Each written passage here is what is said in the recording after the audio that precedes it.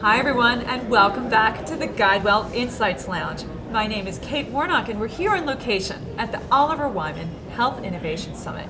Delighted to bring our next guest, Mr. Mark Ganz. Mark, welcome to the interview. Thank you. We're happy to have you, Mark. You are the president and CEO of Cambia Health Solutions. So, Mark, you're here at the summit. You're going to talk on kind of a novel concept. It's about the integration or the alignment with a board and how a board can help the CEO really move forward. What are some of the points that you're going to make? Well, it's been a really interesting journey. I would say that our board is, in some ways, our ace in the hole as a company. Over the years, we've assembled an extremely diverse, been described as one of the most diverse boards in the industry, and we populate it with people from around the country, from many different industries that have a lot to teach healthcare. Because we knew, as we were making the change from being a traditional health plan for much of our past to a total health solutions company that is really creating a new platform that will, in a sense, supplant the health insurance platform. We need people who had done that in their own industries and could help guide us and challenge us in the right direction. So it's been, the relationship between our board and the management team is extremely strong, and it's a great partnership. And so I'm here with two of my board members, including my board chair, and one of my board members who lives here in Chicago, and we're going to talk about that. Terrific. Well, again, as I've been, I was researching your background, and again, knowing that the board was going to be your topic, you've been quoted as saying that board meetings are like full contact sport for how vigorously you debate ideas. How does this kind of rapport, which you've just referenced, filter down through your employee base, and can you be successful without it?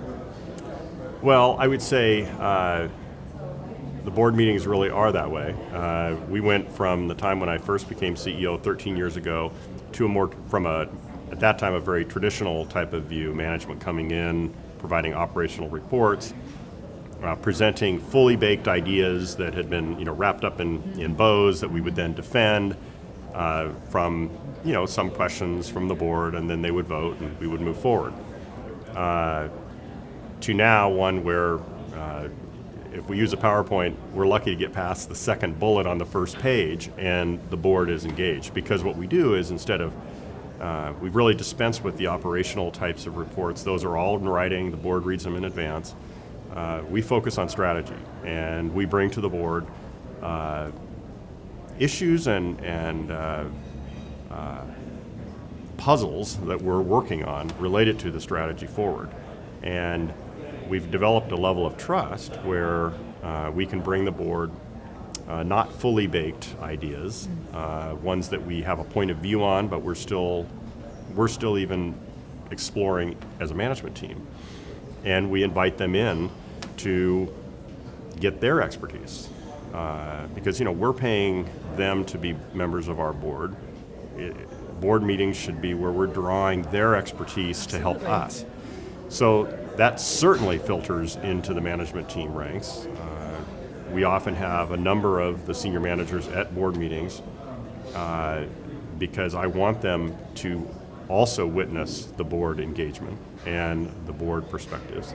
And they don't hold back. The board doesn't, they're very supportive of the direction we're going as a company, but they have some very sharp-edged conversations that are supportive yet challenging. Yes, challenging. Right, And generally the team and the board are pretty tired after board meetings, and that's the way it ought to be. They leave it all on the To table. me, that's exactly. That's right. And that's how we learn, and it also creates a sense of buy-in by everybody toward the direction of the company.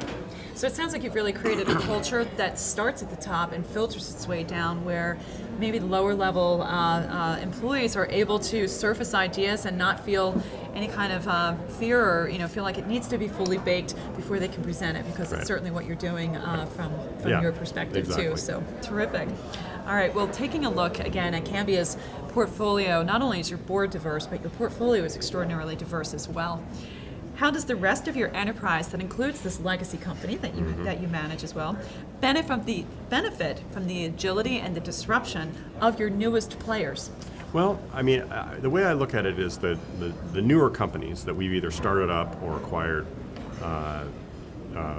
strong interest in, we view as ingredients to building the new platform that we're building. And so we evaluate them based on that. Obviously, we want those individual ingredients to be successful. So if you're baking something, it's really important that the ingredients be of high quality, right? The cinnamon or the whatever it may be. But what's even more important is how they blend together in the recipe to create what you're trying to create. And so that's how we think of the companies that we have. Because at the end of the day, what we don't need in healthcare is more fragmented one-off solutions. There's an awful lot of that going on right now. And the good news is people are really trying to innovate in healthcare. The not so good news is that a lot of that just adds more fragmentation and confusion to consumers of like, what do I get? And what I think our research tells us is that individuals and their families are looking for an end-to-end experience in health and in sickness, from birth until completion of life. And we're building the platform to be able to do that. So, hence, that's why we've, quote, diversified, not because we're just diversifying because we think it's a good thing. It's actually very clearly aimed at in furtherance of our strategy. Absolutely, absolutely. Well, one last question for you, Mark. So you recently stated that the health institution model is the enemy, not the people working in it. What are the changes we have to make to the model first so that we begin to truly see a consumer-focused health industry? Well, do you have all day? That's a big question. The economic model that currently exists, I think, is sort of the enemy because it drives a culture where in senior management teams and boardrooms around the country in various aspects of the healthcare system, people make what seem to be logical business decisions, but they lead to suboptimal results. And we're seeing that play out right now with the EpiPen controversy. I don't know if you watched the congressional hearings yesterday, but the CEO was sort of unapologetic, saying, well, this is the way the rules are set out. We can charge what we want to charge, and we're going to continue to do it. So a logical business decision, good for the shareholders of Mylan and for the senior management team in terms of their compensation, but terrible for individuals and their families across the country. Sure. And that happens every day in all manner of healthcare decision making. What we aim to do is through our platform to be able to fundamentally change that economic model that sends those kinds of signals and creates a culture where the insiders really think they're smarter than the people they're there to serve. That's got to stop. It's wrong. And as a company that has been around for a long time and very strongly proud of our nonprofit taxable status, and proud of it because what it does is it keeps our eye on the ball and our focus on the long-term changes that need to be made.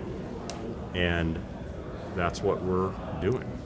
So it isn't about bad people. There's always going to be rogues in any system, right? Even a virtuous one. Sure. But one that takes good people who get into the business for the right reason and reduces them to making logical decisions that don't lead to good result. Boy, oh boy, then the model's wrong, and it must change. Right. And someone needs to step up and do it, and that's what we're trying to do. We hope we'll be successful.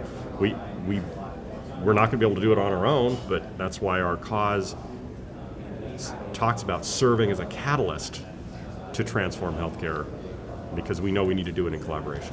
Well, Mark, just a moment before you were on air with us, we had Donato Tramuto, the CEO of Healthways, and he was another one of the good guys. But speaking specifically about the role of health industry leaders like yourself, who, if they lead with compassion, can really, really make the change that you aspire to make. So I think that you would be counted among those compassionate leaders. Well, thank you for that. Well, thank you so much for joining us here, Mark, at the Guidewell Insights Lounge. We're going to be off soon with another guest. I hope you keep watching. Thank you.